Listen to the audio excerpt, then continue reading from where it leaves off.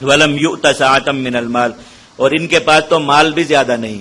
اگر مالدار آدمی ہو پھر لوگ اس کی قوم قبیلہ نہیں پوچھتے، اس کے مال کو ہی سلام کرتے رہتے، اس کے مال کی عزت کرتے رہتے. تو وہ کہ چلو اچھی قوم کے نہیں تھے، مالدار تو ہوتے، پھر ہم ان کی بات مان لیتے. قال ان اللہ اصطفاہ علیکم، نبی نے کہا کہ اللہ نے ان کو منتخب کیا تم پر. وزادہ بسطۃ فی العلم والجسم، اور اللہ تعالیٰ نے ان کو زیادہ کیا تم پر، بڑھایا ہے تم پر علم میں اور جسمانی قوت میں. واللہ یؤتی ملکہ من یشاء، اور امارت اللہ کی ملکیت ہے، جس کو چاہتے ہیں اس کو مسلمانوں کا بادشاہ اور امیر بناتے ہیں. واللہ واسع علیم، اللہ تعالیٰ بڑے فضل والے اور علم والے ہیں. اب جن لوگوں نے طالوت کو امیر مان لیا باوجود اس چیز کے، اللہ تعالیٰ نے انہیں کرامت دکھائی حق امیر کی، تاکہ ان کے دل مطمئن ہو کہ ہم نے جس شخص کو اللہ اور اس کے رسول کے متعین کرنے پر امیر مانا ہے یہ حق ہے، اور اس کے ساتھ اللہ رب العزت کی نصرت اور مدد ہے. اللہ تعالیٰ نے کھلی نشانی انہیں دکھا دی تاکہ ان کے دلوں کو اطمینان ہو جائے. وہ نشانی یہ تھی کہ بنی اسرائیل کے پاس ایک صندوق تھا، اسے تابوت سکینہ کہا جاتا تھا.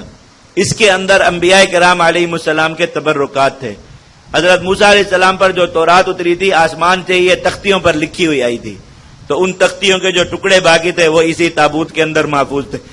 اسی طریقے سے موسیٰ علیہ السلام کا عصا تھا، حضرت ہارون علیہ السلام کے جوتے تھے، اور کچھ برتن اور اس طرح انبیاء کے زیر استعمال رہنے والی چیزیں تبرکات تھے. تو بنی اسرائیل اس کو اپنے لیے اللہ تعالیٰ کی رحمت سمجھتے تھے اس تابوت کو، اور جب کوئی وبا یا اس طرح کی بیماری آتی تو اس کو رکھ کر اللہ تعالیٰ سے دعا کیا کرتے تھے وہاں، تو اللہ تعالیٰ اس بیماری کو وبا کو ٹال دیتے تھے. یہ تابوت ان کا چھین کر لے گئے تھے عمالقہ، اور انہوں نے کہا اگر فائدے کی چیز ہے تو ہم فائدہ اٹھائیں گے. اللہ تعالیٰ نے ایسا کیا انتظام کہ جب یہ طالوت امیر بن گئے، نبی نے کہا کہ یہ دیکھنا تمہیں تمہاری وہ کھوئی ہوئی نعمت واپس مل جائے گی ان کی برکت سے. اللہ تعالیٰ نے اس تابوت کی خاصیت کو عمالقہ کے حق میں الٹ دیا. جہاں رکھتے تھے وہاں رحمت کی بجائے پریشانی آ جاتی اور شفا کی بجائے بیماری آتی. تو انہوں نے کہا یہ تو بنی اسرائیل نے دھوکہ کیا، نحوست والی چیز تھی، برکت والی بتا کے ہمیں دے دی. تو واپس جو ہے وہ بیل پر رکھ کر بیل ان کی طرف دوڑا دیے کہ ان تک پہنچ جائے. اللہ تعالیٰ نے فرشتے مقرر فرمائے جو ان بیلوں کو ہکاتے ہوئے لے آئے. بنی اسرائیل کو ان کا وہ کھویا ہوا تابوت واپس مل گیا، تو انہیں یہ یقین ہو گیا کہ اللہ رب العزت کی نصرت اور مدد ان کے ساتھ ہے. نبی نے ان سے کہا طالوت کے حق بادشاہ ہونے کی علامت یہ ہے کہ تمہارے پاس وہ تابوت آ جائے گا جس میں تمہارے رب کی طرف سکینہ اور اطمینان کا سامان ہے. وہ بقیت مما ترک آل موسیٰ و آل ہارون، اور وہ بچی ہوئی چیزیں ہیں جو چھوڑی موسیٰ علیہ السلام کی اولاد نے اور ہارون علیہ السلام کی اولاد نے. تحملہ الملائکہ، اس تابوت کو فرشتے لائیں گے. ان فی ذلک لآیۃ لکم ان کنتم مؤمنین، اس میں تمہارے لیے بڑی کھلی نشانی ہے اگر تم ایمان والے ہو. اب یہ لشکر بن گیا، امیر کے ہاتھ پر بیعت ہو گئی اور یہ لشکر روانہ ہوا. فلما فصل طالوت بالجنود، طالوت جب لشکر کو لے کر نکلے، قال ان اللہ مبتلیکم بنہر، انہوں نے کہا اللہ تعالیٰ تمہارا ایک دریا کے ذریعے امتحان لیں گے. فمن شرب منہ، جو اس دریا سے پی لے گا، فلیس منی، وہ ہمارے ساتھ نہیں چل سکے گا.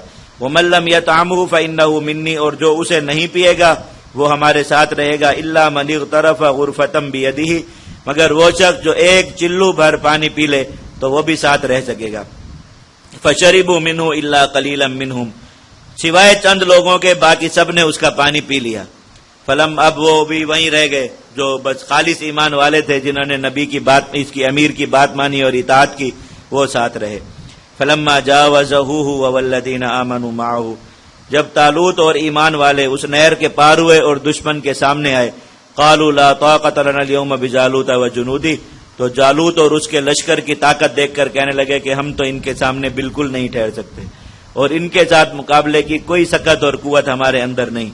قال الذین یظنون انہم ملاقو اللہ، ان لوگوں نے کہا جنہیں یہ گمان تھا کہ وہ ابھی اللہ سے ملنے والے ہیں، بس ابھی شہادت ملے گی اور ابھی اللہ رب العزت سے ملاقات ہوگی، یہ یقین ان کے دلوں میں بیٹھ چکا تھا. ان لوگوں نے کہا کم من فئۃ قلیلۃ، کتنی ہی چھوٹی جماعتیں، غلبت فئۃ کثیرۃ باذن اللہ، بڑے بڑے لشکروں پر اللہ کے حکم سے غالب آ گئی.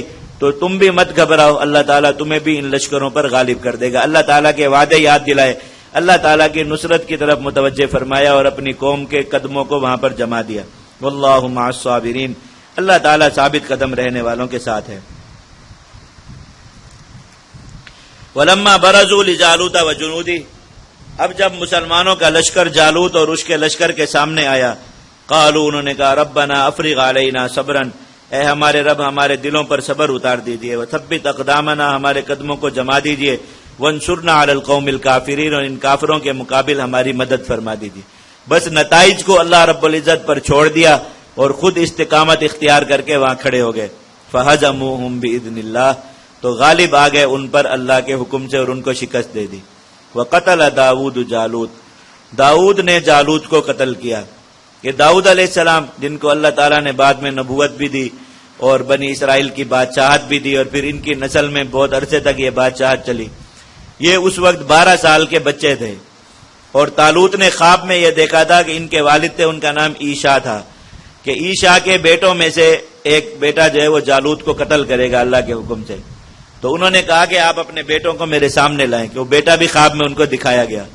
تو ان کے 5 بیٹے تھے جو جوان تھے، یہ چھٹے بیٹے تھے جو چھوٹی عمر کے تھے، وہ ان 5 کو سامنے لائے، داؤد علیہ السلام کو سامنے نہیں لائے کہ کمزور تھے اور چھوٹے تھے۔ تو طالوت نے کہا کہ یہ نہیں ہے، ان کے علاوہ تمہارا اگر کوئی بیٹا ہے تو وہ سامنے لاؤ، پھر انہیں لائے۔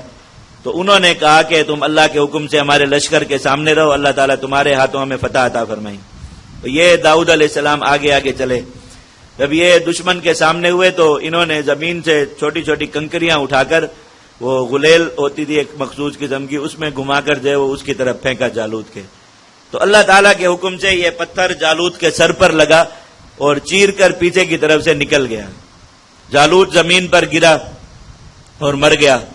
اس کی قوم نے یہ دیکھا کہ بنی اسرائیل کے لشکر میں جو سب سے چھوٹا بچہ تھا، اس نے ایسی توپ چلائی ہے کہ ہمارا امیر جو سب سے بڑا طاقتور شخص تھا اس قوم کا، ایک لمحے میں زمین پر گر گیا۔ تو ان کے یہ جو پیچھے لوگ کھڑے یہ کتنے طاقتور ہوں گے، بس یہ سوچ کر وہ بھاگے اور ایک دوسرے کو قدموں تلے رونتے گئے۔ ہزاروں لوگ مر گئے ایک دوسرے کے نیچے آ کر، اور باقی یہ علاقہ چھوڑ کر بھاگ گئے کہ بنی اسرائیل نے کوئی بہت بڑی ٹیکنالوجی حاصل کر لی ہے، اس کا مقابلہ ہمارے بس کی بات نہیں۔ اللہ تعالیٰ نے اس طریقے سے معمولی لڑائی کے ساتھ مسلمانوں کو فتح عطا فرما دی۔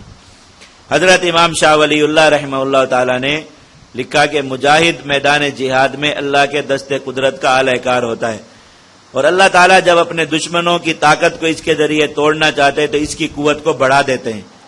جب یہ دشمنوں کے ساتھ لڑتا ہے تو یہ اپنی طاقت سے نہیں لڑ رہا ہوتا، بلکہ وہ اللہ رب العزت کی طاقت ہوتی ہے، قوت ہوتی ہے جو اس کے ہاتھوں میں آتی ہے، اس سے لڑتا ہے اور دشمنوں کو توڑتا ہے اور پھر ایک عام انسان بن جاتا ہے۔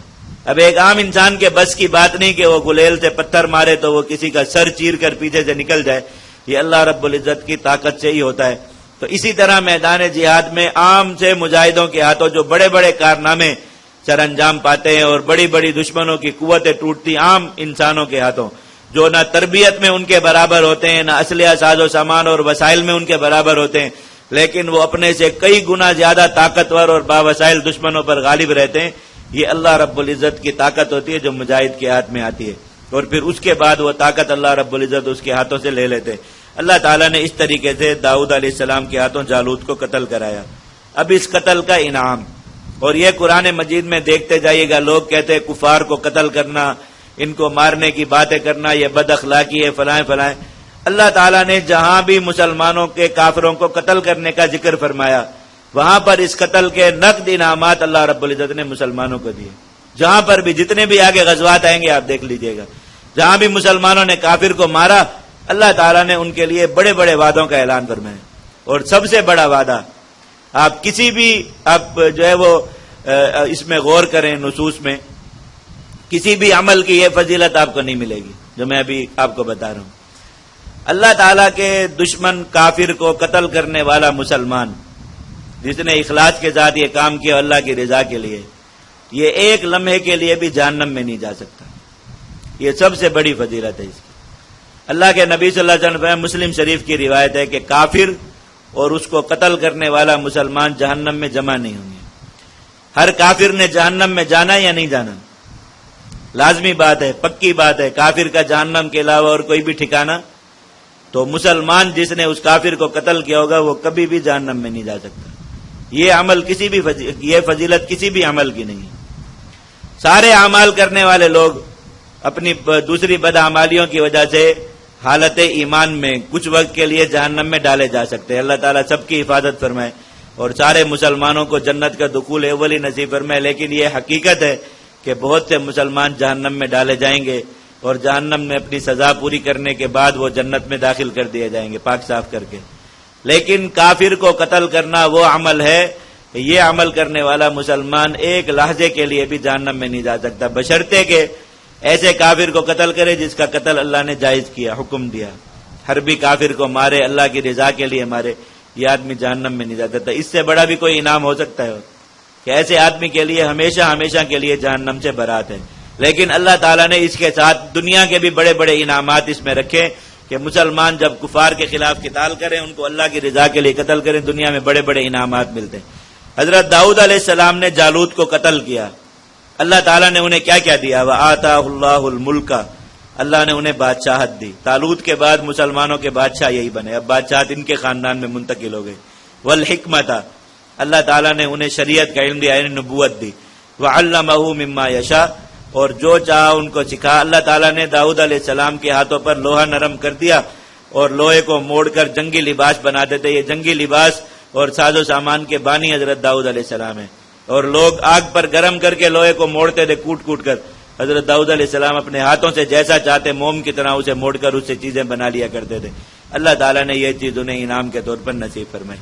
وَلَوْلَا دَفْعُ اللَّهِ النَّاسَ بَعْضَهُم بِبَعْضٍ، اللہ تعالیٰ کا اگر یہ طریقہ نہ ہوتا کہ اللہ تعالیٰ بعض لوگوں کے ذریعے بعض کی قوت کو توڑتے ہیں، یعنی کمزور مسلمانوں کے ہاتھوں طاقتور کافروں کی قوت کو اللہ تعالیٰ توڑتے، اگر دنیا میں یہ نظام نہ ہوتا لفسدت الارض، زمین میں ہمیشہ فساد رہتا، یعنی کفر کی حکومت اور کفر کا غلبہ رہتا، اور مسلمان دنیا میں ہمیشہ مظلوم رہتے، ہمیشہ پستے اور ہمیشہ مارے کھاتے۔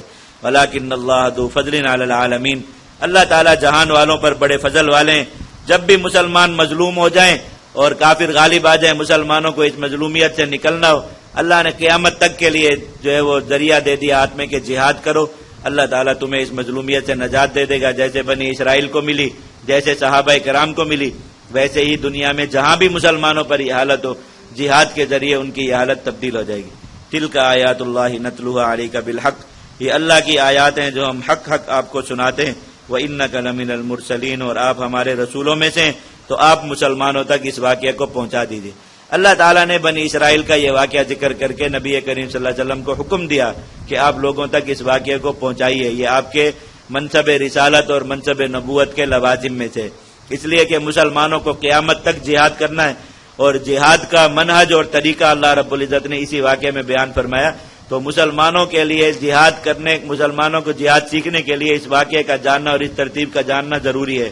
تو جو شخص بھی نبی کریم صلی اللہ علیہ وسلم کی نیابت میں تحریض علی الجہاد کا کام کر رہا ہو، جہاد کی دعوت دے رہا ہو، جہاد کی جماعت اس کے پاس ہو، اس پر لازم ہے کہ وہ اپنی جماعت کی تربیت اسی واقعے کے تناظر اور اسی کی روشنی میں کرے، انہیں نظریہ جہاد سمجھائے، انہیں نظریہ جماعت سمجھائے، انہیں نظریہ اطاعت سمجھائے، انہیں نظریہ استقامت سمجھائے۔ یہ چار نظریات جب کسی جماعت میں جمع ہو جائیں گے، اللہ رب العزت کا وعدہ ہے، اللہ تعالیٰ ایسی جماعت کو ضرور فتح عطا فرمائیں گے۔ پھر یاد کر لیجئے، پہلا نظریہ جہاد کہ جہاد فرض ہے اور اس کا زندگی موت سے کوئی تعلق نہیں۔ دوسرا نظریہ جماعت، جہاد جماعت کے ساتھ ہوتا ہے، بغیر جماعت کے جہاد نہیں ہو سکتا، اور جماعت اس گروہ کو کہا جاتا ہے جس کا امیر ہو۔ تیسرا نظریہ اطاعت کہ امیر کی بات اس طرح ماننا جیسے جماعت کے جو ہے وہ امام کی نماز کے امام کی اطاعت کی جاتی ہے، غیر مشروط اور ساتھ ساتھ ہر معاملے میں اس طریقے سے اس کی اطاعت کرنا۔ اور چوتھا نظریہ استقامت کہ دشمن کی کتنی بھی زیادہ طاقت ہو، کتنی بھی زیادہ قوت ہو، کتنا بھی زیادہ فرق ہو، مسلمان کا یہ عزم کہ وہ اس کے مقابل اپنا کام نہیں چھوڑے گا۔ اگر دشمن اپنی طاقت سے ڈرا کر جہاد کے محاذ چھڑانا چاہے، جہاد کے محاذ نہیں چھوڑے جا سکتے، دشمن کتنا بھی طاقتور ہو جائے۔ دشمن اپنی طاقت سے ڈرا کر جہاد کی دعوت چھڑانا چاہے، جہاد کی دعوت نہیں چھوڑی جا سکتی۔ دشمن اپنی طاقت قوت سے ڈرا کر اور دھمکا کر جہاد کی معاونت چھڑانا چاہے، جہاد کی معاونت نہیں چھوڑی جا سکتی۔ دشمن اپنی طاقت اور قوت سے ڈرا کر جہاد کی جماعت چھڑانا چاہے، جہاد کی جماعت نہیں چھوڑی جا سکتی، امیر کی اطاعت نہیں چھوڑی جا سکتی۔ یہ وہ چوتھا نظریہ ہے جہاں پر آ کر ایک جماعت کی مکمل ہوتی ہے، اور پھر آگے وہ نتیجہ نکلتا ہے فَهَزَمُوهُمْ بِإِذْنِ اللَّهِ، ایسی جماعت اللہ کے حکم سے اپنے دشمنوں پر غالب رہتی ہے۔